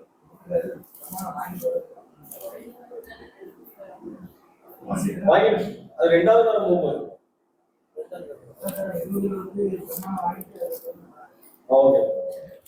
அந்த கட்டளைகள் சரி. அதுக்கப்புறம் கூட நம்ம அந்த விக்கிரகம் அப்படிங்கிற விஷயத்த வந்து அதுக்கு அப்புறம் கூட எப்படி செய்யறாங்க அப்படின்னா ஃபாலோ பண்றாங்க. அவங்களுக்கு எப்பவுமே என்ன பிடிச்சிருக்கு அப்படின்னா ஏன் இந்த விக்கிரகம் பிடிச்சிருக்கு அப்படின்னா எகிப்துல அவங்க பார்த்துட்டு இருந்த விஷயம் அவங்களோட இருந்த விஷயம் பழகிற விஷயம் எல்லாமே அவங்களுக்கு என்ன இருக்கு அப்படின்னா மாறவே இல்லை அந்த விஷயம்.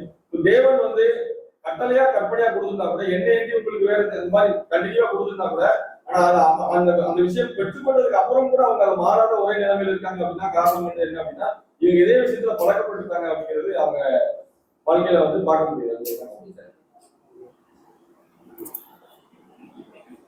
இத பவுல் அவர்கள் வந்து ஒரு வசனத்தை சொன்னார் பாருங்க. 1 கொரிந்தியர் 10ஆம் அதிகாரம் 6 வரை 8 வரை.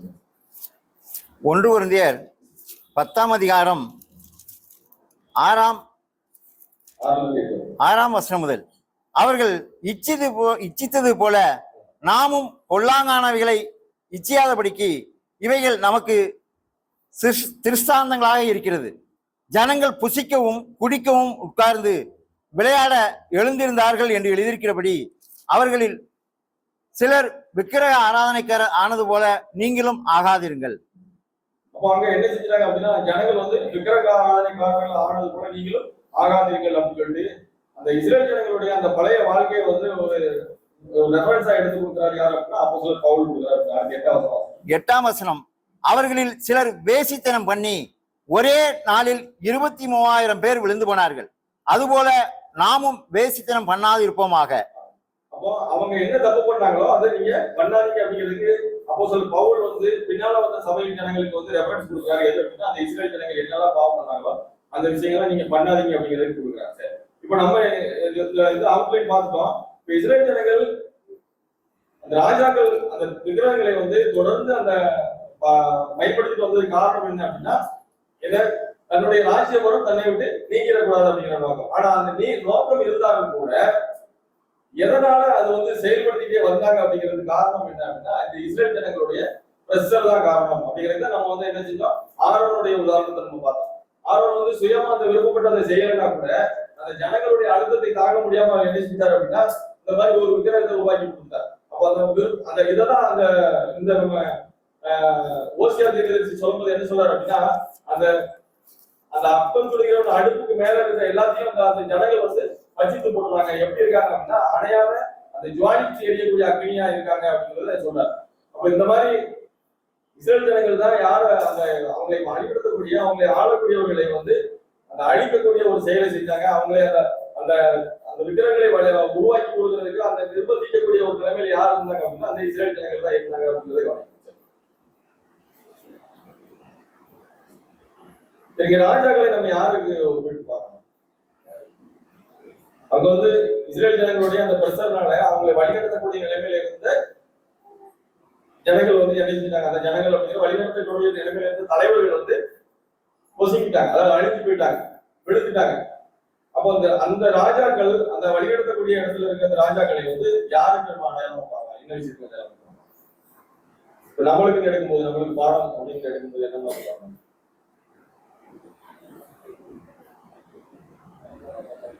எப்படி?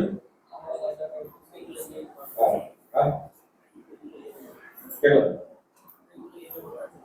இல்ல ராஜாக்கள் வந்து அழிஞ்சு போயிருந்தாங்க. யாருனால இந்த சூழ்நிலைப்பின் சூடு தாங்க முடியாம அவங்க விழுந்து போயிருந்தாங்க. அப்போ ராஜாக்கள் வந்து யாருக்கு அடையாளம் நம்ம பார்க்கலாம்? இப்போ ராஜாக்கள் வந்து நம்ம தான் அப்படி சொன்னாலும் தெளிவா சொல்லணும். என்ன சொல்லலாம் அப்படின்னா, இதுவும் தெரியாம புது சிருஷ்டிகள் அப்படிங்கிற ஒரு விஷயத்தை சொல்லலாம். புது சிருஷ்டிகள் வந்து யாருக்கு அடையாளமா இருக்காங்கன்னா, அந்த ராஜாக்களுக்கு அடையாளமா இருக்காங்க. இந்த புது சிருஷ்டிகளை பாதிக்கக்கூடியது என்னவா இருக்கு அப்படின்னா, அங்க யாருவா இருக்கு? அந்த ராஜாக்களை பாதிக்கக்கூடியது அந்த அப்பம் சொல்லுகிறவங்க அந்த அடுப்பு. அந்த அடுப்பு வந்து எப்படி இருக்கு அப்படின்னா பாதிக்கக்கூடியதா இருக்கு. அந்த அடுப்பு வந்து எதை அடையாளப்படுத்தக்கூடியதா இருக்கு?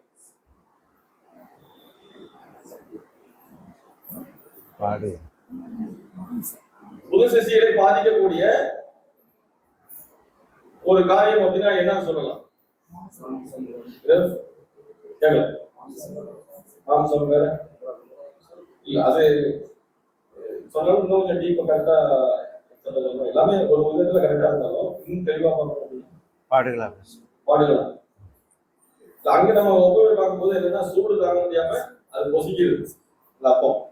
அப்படிங்கும் போது புது சிருஷ்டிகள் தான் ராஜாவுக்கு அடையாளமா இருக்கு. அந்த அடுப்பு மேல இருக்கக்கூடிய அந்த அப்பத்துக்கு வந்து அங்க யாரை ஒப்புமையா சொல்லிருக்காங்கன்னா ராஜாக்களை ஒப்புமையா சொல்லிருக்காங்க. அவங்களோட ஆளுப்படையா இங்க வந்து அந்த அந்த ராஜாக்கள் வந்து யாரை அடையாளப்படுத்துவாங்க? அந்த அப்பம் யாரை அடையாளப்படுத்துவோம்? அடுப்பு மேல இருக்குன்னா புது சிருஷ்டி அப்படிங்கிறத இந்த புது சிருஷ்டியை பாதிக்கக்கூடிய ஒவ்வொரு காரியம் நம்ம எல்லாருக்கும் புது சிருஷ்டி. நம்ம பாதிக்கக்கூடிய காரியம் என்ன அப்படிங்கிறது நமக்கு தெரியல. எப்படி அளவு தப்புது?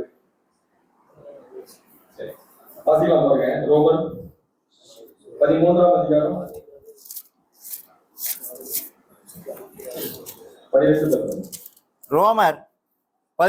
அதிகாரம் 12ஆம் வசனம் முதல். இரவு சென்று போயிட்டு பகல் சமீபமாயிற்று.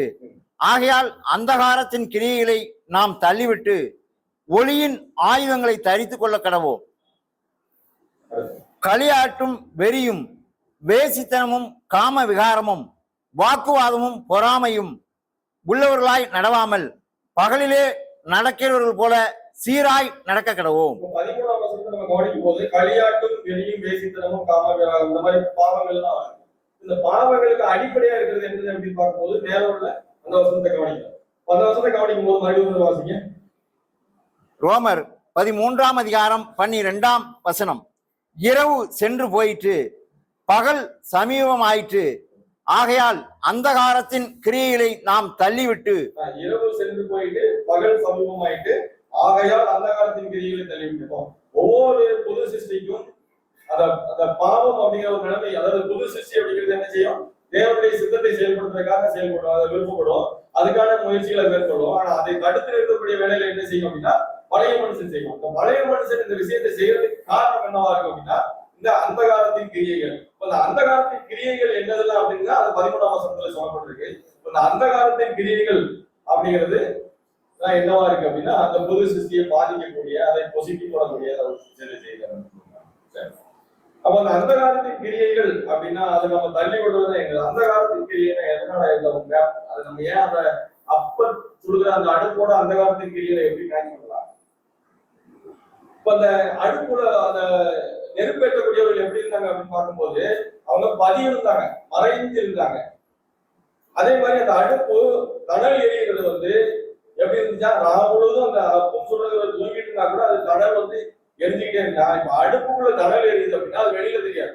எப்பதான் அது வெளியே தெரியும் அப்படின்னா அந்த அடுப்பு மேல வைக்கக்கூடிய அந்த அந்த அப்பம் வந்து போட்டு அந்த அப்பம் வெந்து போகாமல் மாறாத என்ன செஞ்சது கரிஞ்சு போயிடுச்சு, பொசிஞ்சிருச்சு அப்படின்னா தான் தெரியும் என்ன செய்யலாம் தணல் அதிகமா இருக்கு அப்படிங்கிற விஷயம். அப்ப அது வெளியே தெரியாத ஒரு விஷயமா இருக்கு. அதனாலதான் என்ன சொல்றோம் அப்படின்னா அந்த காலத்தின் கிரியைகள் அப்படிங்கிற விஷயத்த வந்து நம்ம அந்த அடுப்புக்கு வந்து உண்மையா சொல்லப்படுது.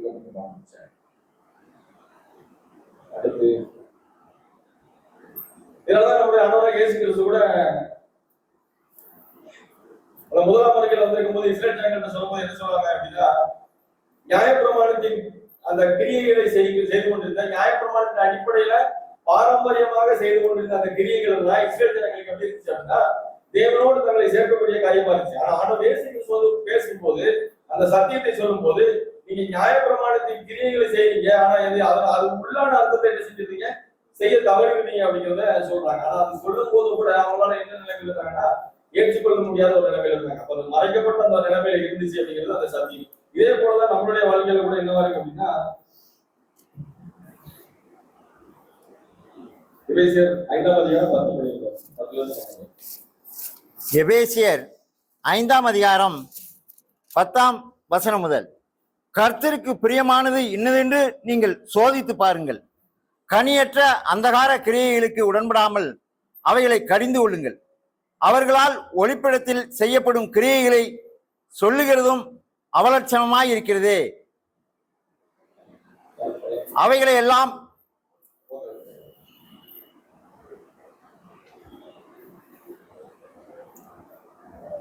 அந்த காலத்தின் கிரியைகளுக்கு உடன்படாமல் அப்படின்னா அந்த காலத்தின் கிரியைகள் வந்து நம்மளுக்கு எப்படி செயல்படும், நம்ம எப்படி செய்யணும். இப்ப நம்மளுடைய வாழ்க்கை எங்கெல்லாம் இருக்கு, நம்மளுடைய கிரியைகள் எங்கெல்லாம் இருக்கும், சபையில இருக்கும், வீட்டுல குடும்பத்துல இருக்கும், அப்புறம் வெளியில வேலை செய்யக்கூடிய இடங்கள், அப்புறம் வந்து சொசைட்டி, எல்லா இடத்துலயும் இருக்கும். இப்ப இந்த அந்த காலத்தின் கிரியைகள் வந்து எப்ப நம்மகிட்ட செயல்படும்? சபையில இருக்கும்போது செயல்படுமா? ஏன் செயல்படாது?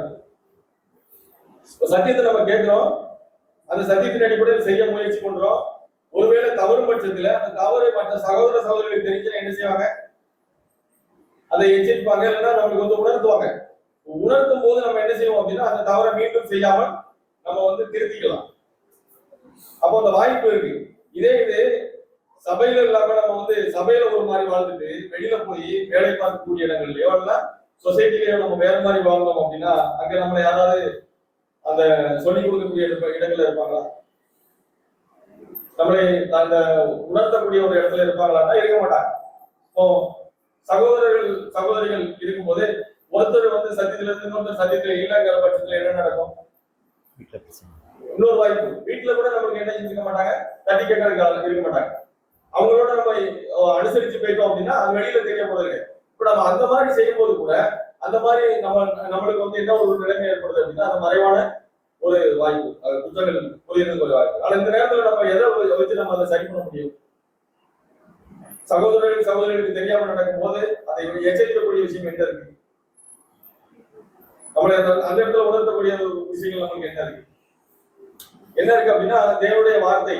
இப்போ தேவன் எப்பவும் நம்மளை பார்த்துக்கிட்டு இருக்காரு அப்படிங்கிற ஒரு எண்ணம் நம்மளுக்குள்ள இருந்துச்சு அப்படின்னா நம்ம என்ன செய்யணும், எந்த இடத்துல இருந்தாலும் அந்த அந்த காலத்தின் கிரியைகளுக்கு உடன்படாமல் நம்ம வந்து எப்போ கொடுப்போம்னா தேவனுக்கு பிரியமா வாழ்வோம் அப்படிங்கிறத. அடுத்து யோவான் 3:19. யோவான் 3ஆம் அதிகாரம் 19ஆம் வசனம், ஒளியானது உலகத்திலே வந்திருந்தும் மனுஷனுடைய கிரியை பொல்லாதவர்களாய் இருக்கிறபடியினால் அவர்கள் ஒளியை பார்க்கிலும் இருளை விரும்புகிறதே அந்த ஆக்கினை தீர்ப்புக்கு காரணமாய் இருக்கிறது. ஏன் மக்கள் வந்து ஒளியை பார்க்கிலும் இருளை விரும்புறாங்களா?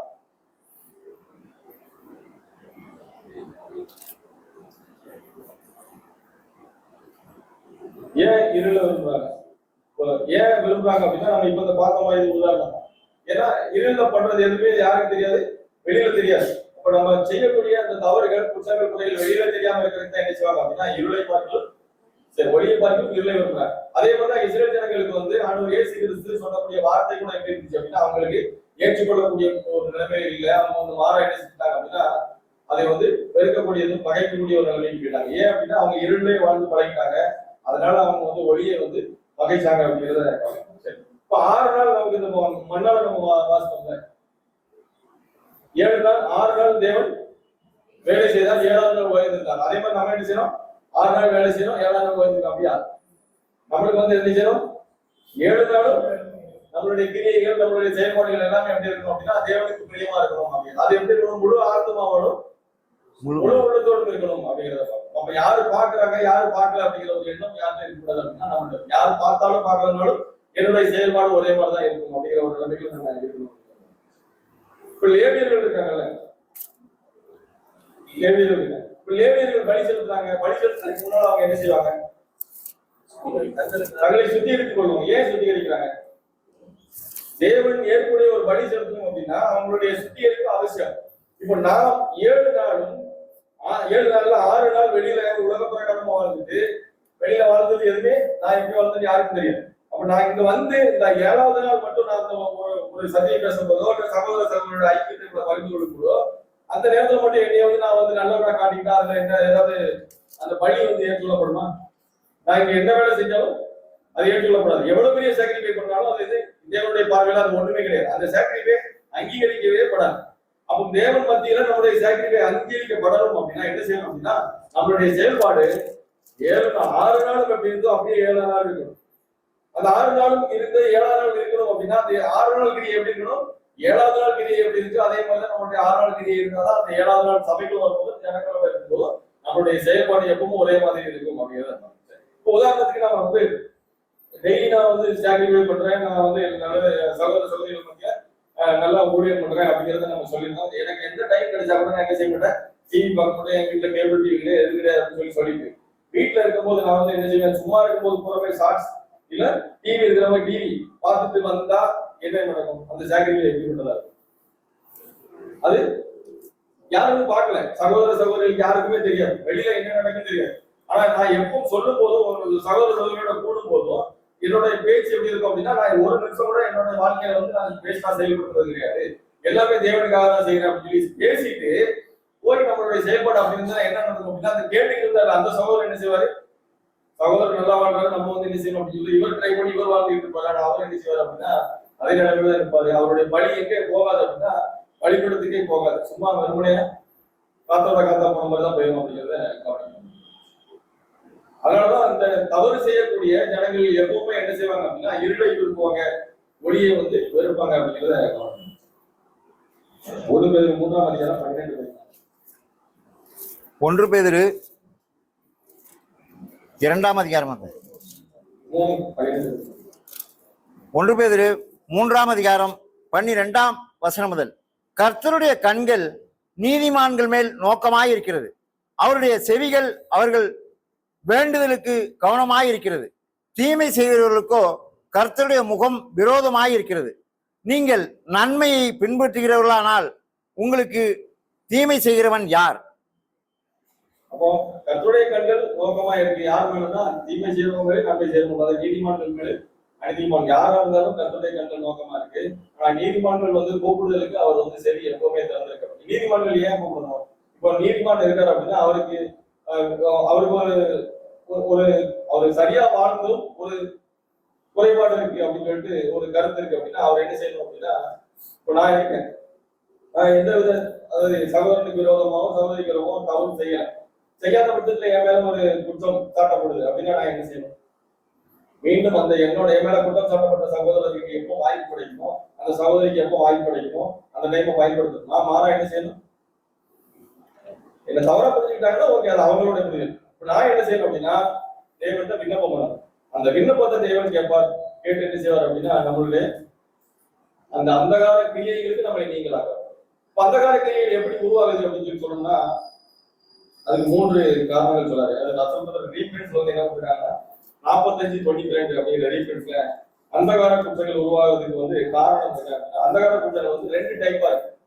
ஒண்ணு வந்து என்னவா இருக்கு அப்படின்னா சடனா செய்யறது, இன்னொன்று வந்து எப்படி இருக்குன்னா அது அந்த அந்த குற்றம் உருவாகிறதுக்கு சில பின்புலங்கள், அதாவது கோபம், வெறுப்பு, பொறாமை, இந்த மாதிரி ஏதாவது ஒரு காரணங்கள் இருந்து அந்த காரணத்தின் அடிப்படையில அந்த கிரியை நடக்கும். அது வெளிப்புறமா தெரியாது, மறைவாக தெரியும் அப்படிங்கிற விஷயம். அப்ப இந்த அந்தகார குற்றங்கள் வரக்கூடாது, நம்ம அதுல இருந்து மீறணும் அப்படின்னா என்ன செய்யணும் அப்படின்னா பிரேயர் அவசியம் அப்படிங்கிறார். அதெல்லாம் வாசிங்க. சங்கீதம் 19ஆம் அதிகாரம் 12 14. சங்கீதம் 19ஆம் சங்கீதம் 12ஆம் வசனம் முதல். தன் பிழைகளை உணர்கிறவன் யார்? மறைவான குற்றங்களுக்கு என்னை நீங்களாக்கும், துணிகரமான பாவங்களுக்கு உமது அடியேனை விலைக்கு காரும், அவைகள் என்னை ஆண்டுகள ஒட்டாதிரும். அப்பொழுது நான் உத்தமனாகி பெரும் பாதகத்துக்கு நீங்களாயிருப்பேன். என் கண்மலையும் என் மீட்பருமாகிய கர்த்தாவே, என் வாயின் வார்த்தைகளும் என் இருதயத்தின் தியானமும் உமது சமூகத்தில் பிரீதியாய் இருப்பதாக. மறைவான குற்றங்கள் நம்மள்ட்ட இருக்கக்கூடாது. அது வந்து அது அப்படி ஒருவேளை நம்மளுக்குள்ள வர்ற மாதிரி இருந்தா நம்ம என்ன செஞ்சோம் அப்படின்னா உடனே தேவன்கிட்ட பிரேயர்ல தான் நம்ம அதை போய் நிக்கிறோமே ஒழிய தவறா வந்து அந்த மறைவான குற்றம் வரும்போது நம்ம அதை வந்து எந்தவித எதிர்ப்பும் தெரிவிக்காம அதை வரவேற்றுட்டோம் அப்படின்னா என்ன செய்யாது அப்படின்னா அது வெளியில நம்மளை விட்டு போகாது. அது என்ன செய்யும் அப்படின்னா நம்ம மரணத்துக்கு நேரம் விட்டு போங்க வந்து ஜீவனுக்கு நேரம் வழி நடத்தாது அப்படிங்கிறத இருக்கலாம். சரி, இது அந்த அந்த காலத்தின் பாவங்கள் வந்து எப்படி நடக்கும் அப்படின்னா தற்செயலா நடக்கக்கூடியது. தற்செயலா நடக்குவதுக்கு ஏதாவது உதாரணம் சொல்லலாமா? ஏதாவது உதாரணம் சொல்லலாம் அப்படின்னா என்ன நடக்கும் அப்படின்னா, எனக்கு பொன்ராஜ் பிரதரை பிடிக்காது. பொன்ராஜ் பிரதருக்கும் இன்னொரு பிரதருக்கும் ஒரு சின்ன ப்ராப்ளம். அந்த ப்ராப்ளத்துல பொன்ராஜ் பிரதரை வந்து ரொம்ப அசிங்கப்படுத்துற மாதிரி எல்லாரும் முன்னாலேயும் அந்த சகோதரன் பண்ணிட்டார். ஆனா என் மனசுல என்ன இருக்கு அப்படின்னா, பொன்ராஜ் பிரதரை நான் ஒன்றும் பிடிக்கல, அது என் மனசுல இருக்கு. ஆனா நான் இது வரைக்கும் எந்த ரியாக்ட் பண்ணல, அது அவருக்கே தெரியாது, எனக்கு தெரியும், தேவனுக்கு தெரியும். அப்ப அந்த சூழ்நிலையில இருக்கும்போது அந்த பாதிக்கப்படுறதை நினைச்சு நான் சந்தோஷப்பட்டேன் இல்லைங்களேன், இது சடனா அந்த நடக்கும். இது நான் பிளான் பண்ணல, எதுவும் பண்ணல. ஆனா உங்க மேல ஒரு வெறுப்புணர்ச்சி, அந்த வெறுப்புணர்ச்சி தீர்த்து கொள்றதுக்கு இன்னொரு வாய்ப்பு கிடைச்சிருக்கு. அது கிடைச்ச உடனே நம்ம என்ன இது நம்மள்ட்ட இருந்துச்சுன்னா என்னது, இது ஒரு எக்ஸாம்பிள், இது ஒரு அந்த காலம். வேற என்ன மாதிரி சொல்லலாம்? வேற வந்து பிளான் பண்ணி பண்றது. என்ன பிளான் பண்ணலாம் அப்படின்னா, ஒரு எக்ஸ் சகோதரர் ஒரு ஒய் சகோதரர் ரெண்டு வரைக்கும் ப்ராப்ளம். இந்த ப்ராப்ளம் வந்து இருக்குன்னு தெரியும். இது அந்த எக்ஸ் சகோதரருக்கும் ஒய் சகோதரருக்கும் இருக்கு மனஸ்தாபங்கள். அதை புரிந்து கொள்வதில் உள்ள அண்டர்ஸ்டாண்டிங். தவறான புரிதல், தவறு பண்ணிட்டார் அப்படிங்கிறதே இல்லை, அண்டர்ஸ்டாண்டிங் மிஸ்டேக்னு வச்சுக்கோங்க. ஆனா அந்த வாய்ப்பு அந்த ஒய் சகோதரன் வந்து இருக்கும்போது எக்ஸ் சகோதரனுக்கு இன்னொரு வாய்ப்பு கிடைக்கும். என்ன அப்படின்னா, அந்த ஒய் சகோதரன் மீண்டும் இன்னொரு சகோதரனும் புரிந்து கொள்வதில் தவறான வாய்ப்பு கிடைக்கும் போது கப்புன்னு அந்த எக்ஸாம்பிள் என்ன செஞ்சிருவார் அப்படின்னா, இந்த மாதிரி இருக்குதான் வேலை, இதனால நான் ஏற்கனவே பல நேரம் பாதிக்கப்பட்டிருக்கேன் அப்படின்னு சொல்லி அந்த வாய்ப்பை பயன்படுத்தணும்னா என்ன இருக்கும்? இது எதனால ஏற்படுது அப்படின்னா, பொறாமை, வெறுப்புணர்ச்சி, கோபம், இந்த மாதிரி விஷயம். சரி, இது எதனால இப்படிலாம் இது வளர்றதுக்கு காரணம் என்ன? இது முக்கியமான காரணம் என்ன அப்படின்னா, சுய பெருமை அப்படிங்கிற ஒரு விஷயம் இருந்துச்சு அப்படின்னா என்னதான் நடக்கும் அப்படின்னா, இந்த மாதிரி வாய்ப்பு கிடைக்கும் போது போறவே நம்ம என்ன செஞ்சிருவோம், பயன்படுத்துவோம். மற்றவர்கள் வந்து எந்த விதத்துல ஒரு விஷயத்துல வந்து நம்ம ஒரு வாய்ப்பு கிடைக்குதோ அந்த விஷயத்துல நம்ம வந்து உள்ள இருக்கிறாய் நம்ம அந்த அனுமதிக்கு கிடைக்கக்கூடிய ஒரு செயலை செய்யக்கூடியவர்களாக இருக்கும் அப்படிங்கிறத. அடுத்து ரோமர் 6ஆம் அதிகாரம் 21-22. ரோமர் 6ஆம் அதிகாரம் 21ஆம் வசனம் முதல். இப்பொழுது உங்களுக்கு வெட்கமாக தோன்றுகிற காரியங்களினாலே அக்காலத்தில் உங்களுக்கு என்ன பலன் கிடைத்தது? அவைகளின் முடிவு மரணமே. இப்பொழுது உங்களுக்கு வெட்கமாக தோன்றுகிற காரியத்தினால, இப்போ வந்து நம்ம என்ன செய்யறோம், சத்தியம் தெரிஞ்சிருக்கிறோம். அப்பொழுது அதாவது முன்னால அக்காலத்தில் உங்களுக்கு என்ன பலன் கிடைச்சது, அதை முன்னால செஞ்ச ஒரு காரியத்தினால நமக்கு என்ன பலன் கிடைச்சது. இது என்ன புரிஞ்சுக்கிறது?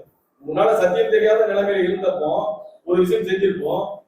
ஆனா அந்த விஷயத்தோட பலன் எந்த பலன் இல்லை அப்படிங்கிறது எப்ப தெரிஞ்சு அப்படின்னா, நம்ம சத்தியம் தெரிஞ்சு நம்ம சத்தியத்துக்கு வந்ததுக்கு அப்புறம் பார்க்கும்போது அதனால் என்ன பலன் அப்படின்னு. ஆனா அவைகளின் முடிவு மரணமே அப்படிங்கிறது. அடுத்த வருஷம், இப்பொழுது நீங்கள் பாவத்தினின்று விடுதலையாக்கப்பட்டு தேவனுக்கு அடிமைகள் ஆனதினால் பரிசுத்தமாகுதல் உங்களுக்கு கிடைக்கும் பலன்.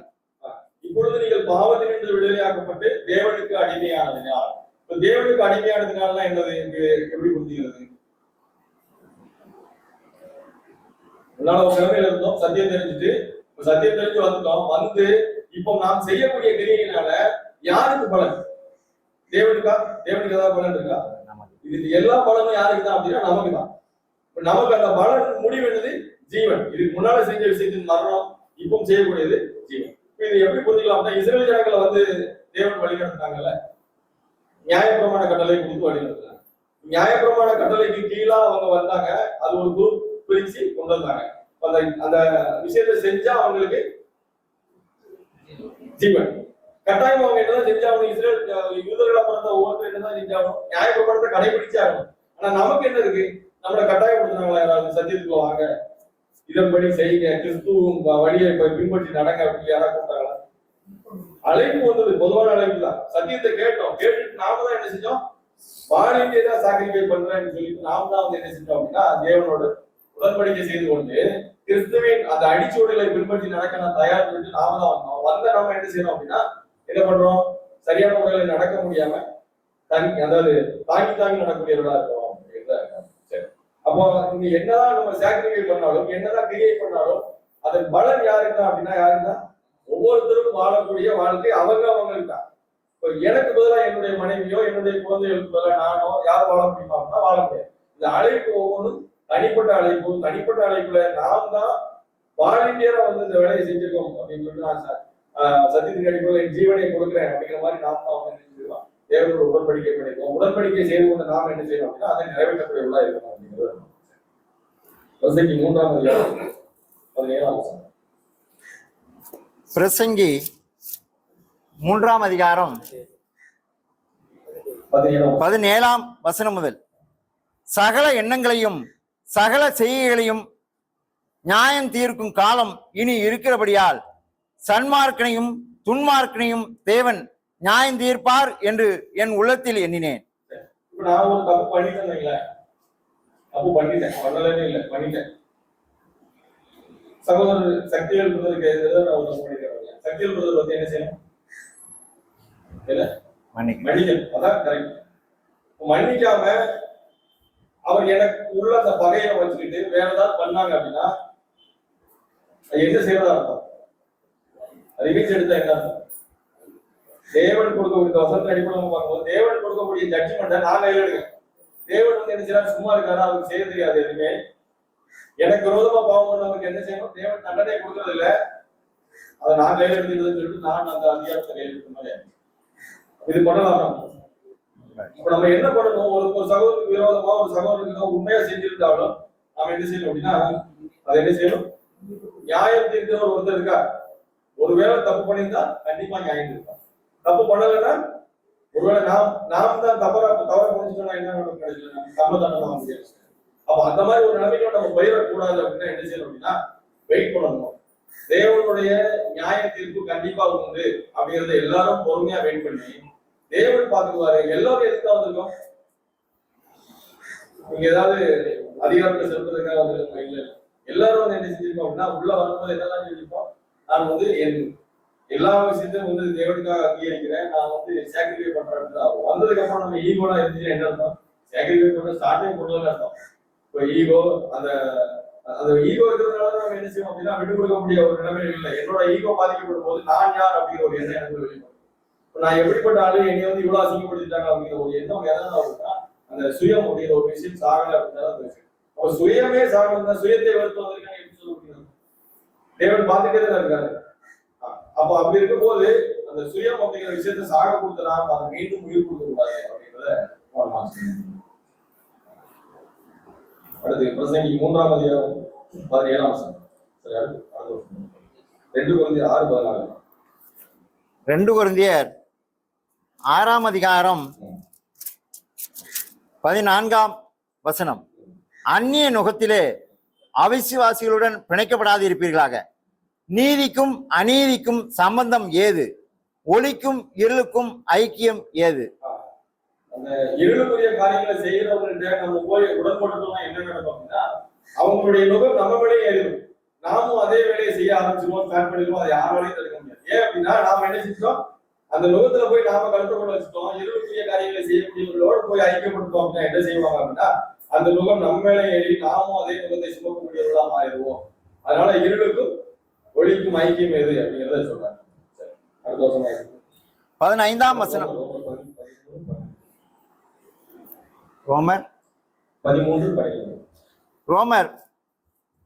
13ஆம் அதிகாரம் 12ஆம் வசனம். இரவு சென்று போயிற்று, பகல் சமீபமாயிற்று. ஆகையால் அந்தகாரத்தின் கிரியைகளை நாம் தள்ளிவிட்டு ஒளியின் ஆயுதங்களை தரித்துக் கொள்ள கடவோம். இந்த காலம் வந்து ரொம்ப நாள் இல்ல, கொஞ்ச நாள் தான் இருக்கு. அதனால நம்ம ஒருவேளை அந்தகாரத்தின் கிரியை நம்மகிட்ட இருந்துச்சு அப்படின்னா என்ன செய்யணும்? அதை தள்ளிட்டு என்ன செய்யணும் அப்படின்னா ஒளியின் ஆயுதங்களை தரித்துக் கொள்ள கடவோம் அப்படிங்கிறார். அப்ப நம்ம காலம் வெகு காலம் இல்ல, கடைசி நேரத்துல இருக்கும்னு சொல்லிட்டு கடைசி வரைக்கும் நம்ம இதே கிரியை படிக்கணும்னா நம்மளுக்கு என்ன செய்ய முடியாது? உடன்படிக்கை செய்து கொண்டு இவ்வளவு நாள் வாழ்ந்த வாழ்க்கைக்கு யோஜனம் இல்லாத ஒரு நிலைமையில போயிடும் அப்படிங்கிற கடைசி ஒரு வசனத்துக்கு பார்த்துருக்கலாம். 1 யோவான் 1ஆம் அதிகாரம் 5. 1 யோவான் 1ஆம் அதிகாரம் 5ஆம் வசனம் முதல். தேவன் ஒளியாய் இருக்கிறார், அவரில் எவ்வளவேனும் இருள் இல்லை. இது நாங்கள் அவரிடத்தில் கேட்டு உங்களுக்கு அறிவிக்கிற விசேஷமாய் இருக்கிறது.